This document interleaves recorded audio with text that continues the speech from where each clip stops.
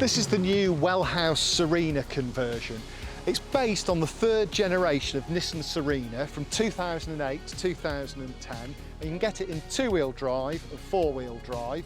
And all models have a 2-litre, 136 horsepower petrol engine with an automatic gearbox. Now, the engine itself is common to a lot of UK spec cars from Renault, Nissan Qashqai has the same engine, so there's no problem getting hold of parts or anything like that. So very well-known engine over here, if you like. In terms of specification on the conversion, as you can see, you get the elevating roof as standard. You also get a solar panel as standard and a tailgate awning, so that's a bit of a Brucey bonus thrown in. Inside, you've got 2 rear travel seats in addition to the 2 cab seats, but there's an extra bonus of a sliding panel seat in the centre that fits between the 2 rear seats, giving you 3 rear seats. So it's got 5 travel seats in total.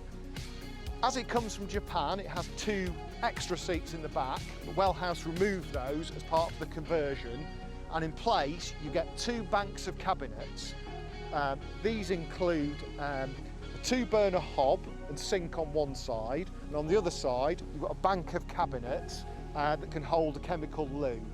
25-litre compressor fridge is fitted as standard, and you also get 2 cab swivel seats, so you can spin those round to face the rear seats and have a sort of dinette layout.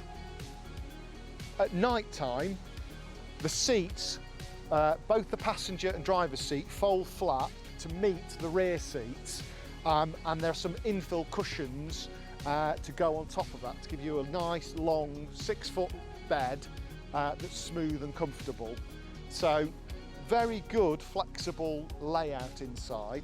As it's Japanese, you get all the bells and whistles as standard, so climate control, things like folding mirrors. The exact specification varies depending on which vehicle they're converting on, but it's always a high specification with Japanese vehicles, so you won't need to add a great deal else.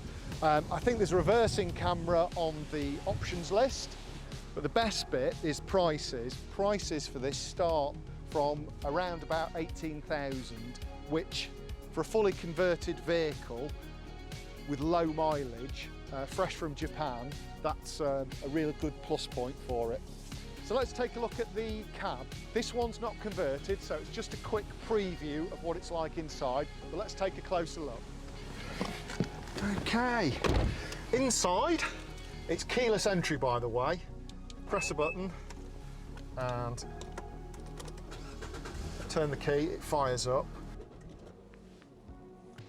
It's quite clear, nice instrument cluster. If you've ever driven another UK Nissan, it's all very familiar in here, so there's nothing scary at all. This particular one, that's good timing. This particular one also comes with a Japanese radio. Wellhouse replaced that with a UK spec doubled-in unit with a DAB radio and Bluetooth for your phone.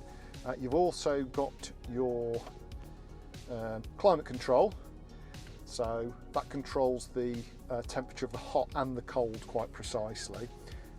Automatic gearbox on all models, and there's also a sport button on some of them.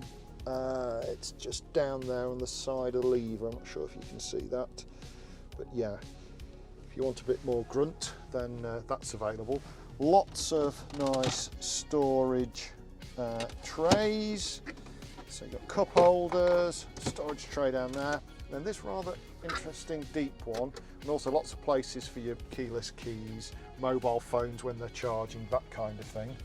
But I must just mention, Wellhouse changed the speedo dial to a mph face. This one's just come in, so it's not yet been done.